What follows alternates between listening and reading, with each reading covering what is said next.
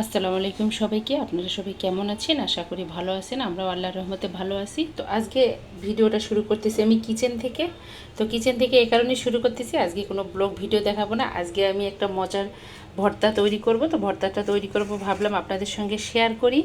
তো এজন্য আমি এখানে নিয়েছি রসুন কোয়া ছিলে নিয়েছি, এখানে শুকনো মরিচ নিয়েছি 4টা, কাঁচা মরিচ নিয়েছি 4টা, এখানে আমি কাঁচা আদা, যেটা শুকনো আদাটা না, কাঁচা আদা স্লাইস করে নিয়েছি এক টুকরো।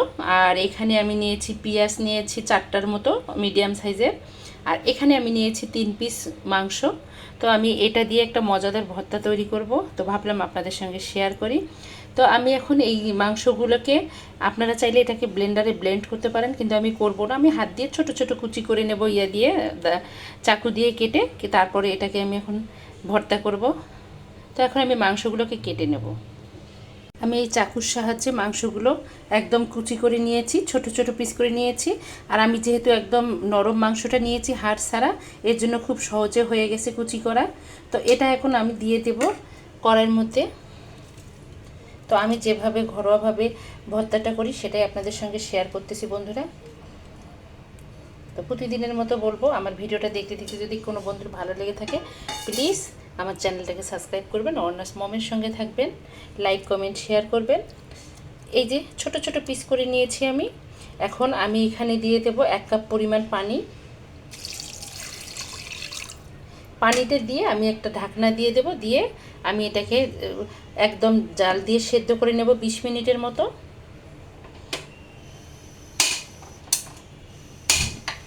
এই তো আমি এখন একটা ঢাকনা দিয়ে দেব, দিয়ে আমি 20 মিনিটের মতো এটাকে সেদ্ধ করে নেব। পানিটা সম্পূর্ণটা শুকিয়ে আসলে তারপর আমি এটাকে ভর্তা বানাবো।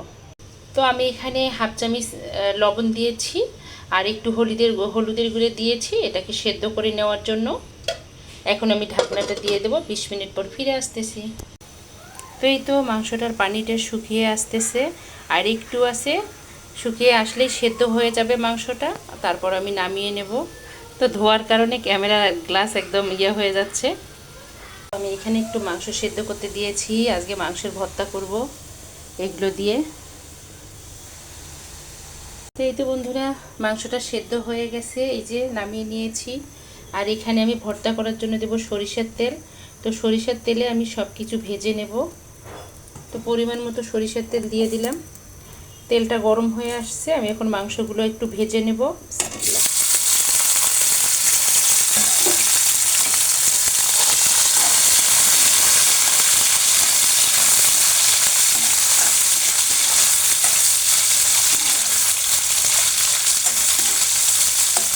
তো আমি সরিষার তেলের মধ্যে 5 মিনিটের মতো মাংসটা ভেজে নেব, তারপর আমি বাকি উপকরণগুলো দিয়ে দেব। আর ভর্তাতে যদি কাঁচা আদাটা দেওয়া যায় না, ফ্লেভারটা খুব সুন্দর আসে খেতে, অনেক এত ভালো লাগে যা বলার মতো না। তো আপনারা চাইলে আদাটা স্কিপ করে যেতে পারেন।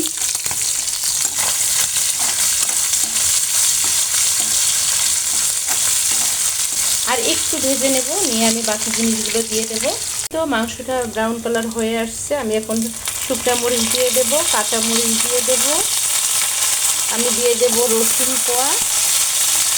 একে একে আমি সবগুলো দিয়ে দেব। দিয়ে দেব আমি আদা। এখন আমি দিয়ে দেব কেটে নেওয়া পেঁয়াজ।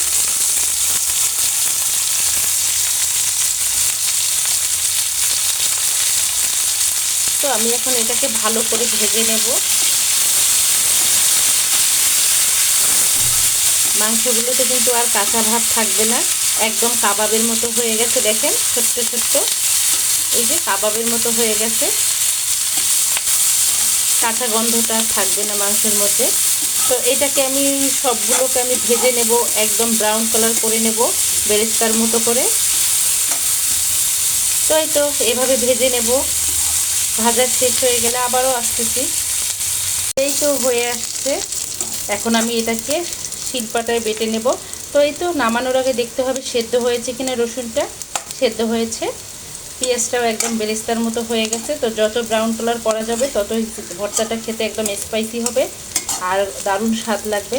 তো সরিষার তেল, আদার একটা অন্যরকম স্মেল আসতেছে নাকে, খুব সুন্দর একটা স্মেল নাকে আসতেছে।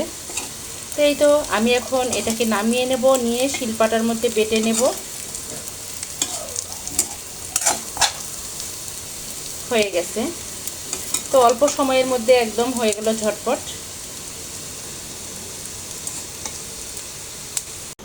তো এই তো বন্ধুরা, আমি শিলপাটার মধ্যে বেটে নিচ্ছি। আর আমি এটা আদা বাটা করে নেব, একদম মিহি করব না, কারণ আদা বাটাটা খেতে মানে অর্ধেক থাকবে অর্ধেক মিহি হবে, এরকমটা করে নেব, তাহলে খেতে দারুণ লাগে গরম ভাতের সাথে। তো এই তো আমি এখন বেটে নেব বাকিটা, এখানে বেটে নিয়েছি আর বাকিটা এখন বেটে নেব। তো এই তো ভর্তাটা আমি বেটে নিয়েছি। তো সেদ্ধ করার সময় যেহেতু আমি একটু লবণ দিয়েছিলাম হালকা, এই জন্য বেশি লবণ দেব না, এই যে স্বাদ মতো দিচ্ছি, আপনারা আপনাদের স্বাদ মতো লবণটা দিয়ে দেবেন। আরেকটা ছোট্ট কাজ করব, সেটা হলো আমি একটু ধনিয়া পাতা কুচি দিয়ে দিচ্ছি। আপনারা চাইলে এটা স্কিপ করে যেতে পারেন, তবে এটা কাঁচা ধনিয়া পাতাটা দিলে খেতে দারুণ লাগে। আর দিয়ে দেব আমি শেষে একটু লেবুর রস। তো এরকম করে খেয়ে দেখবেন। ভর্তা তো অনেকেরাই মাংসের ভর্তা খেয়েছেন, আমি যেভাবে করেছি একবার খেয়ে দেখবেন, অসাধারণ লাগে খেতে। তো আমি এখন এটাকে ভালো করে মেখে নেব।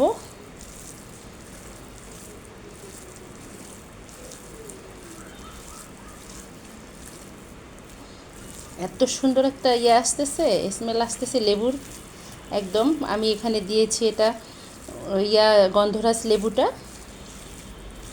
তো আপনারা চাইলে যে কোনো লেবু দিতে পারেন। এই তো মাখা হয়ে গেছে মাংসের ভর্তাটা, একদম সুন্দর হয়েছে, খেতেও দারুণ লাগবে এটা। তো এটা চাইলে আপনারা এমনিতে এভাবেও বাটিতে রাখতে পারেন, আবার রেস্টুরেন্টের স্টাইলে বল শেপেরও করে নিতে পারেন। তো আমি বল শেপেরটা করে নিচ্ছি। আর আমি যেহেতু ভাজার সময় পরিমাণ মতো দিয়েছি, সরিষার তেলটা দিয়েছি, সেজন্য আমি আর সরিষার তেল এখানে অ্যাড করতেছি না, কারণ আমার হাত দেখে বুঝতেই পারতেছেন সরিষার তেলটা পর্যাপ্ত পরিমাণ আছে ভর্তার মধ্যে। এই যে এভাবে রেস্টুরেন্টের স্টাইলে করে নিচ্ছি আমি বলগুলো। তো আমার মনে হয় একটা বল দিয়ে 1 প্লেট ভাত যথেষ্ট, একদম হয়ে যাবে খাওয়া, গরম ভাত যদি থাকে সামনে। আর লেবুর ফ্লেভারটা খুব সুন্দর আসতেছে। এই যেভাবে আমি সবকটা বল বানিয়ে নেব। তো এই তো বন্ধুরা, রেডি হয়ে গেল মজাদার একদম রেস্টুরেন্টের স্টাইলে মাংসের ভর্তা। তো এটা আপনারা এভাবে করে খেতে পারেন, খেলে দারুণ লাগবে। তো এই আমার মাংসের এই ভর্তার রেসিপিটা যদি কোনো বন্ধুর কাছে দেখতে দেখতে ভালো লাগে থাকে, প্লিজ আমার চ্যানেলটাকে সাবস্ক্রাইব করবেন, অর্নাস মমের সঙ্গে থাকবেন, লাইক কমেন্ট শেয়ার করবেন। আবারও বললাম, প্রথমে বলেছি আবারও বললাম। আর সবার জন্য শুভ কামনা থাকবে, সবাই ভালো থাকবেন, সুস্থ থাকবেন, আল্লাহর কাছে এই দোয়া করি। আপনারাও আমার পরিবারের জন্য দোয়া করবেন, আমি যেন আমার ফ্যামিলি নিয়ে ভালো থাকি, আল্লাহ যেন সেই তৌফিক দান করে। তো আজকে এ পর্যন্ত, আল্লাহ হাফেজ, আসসালামু আলাইকুম।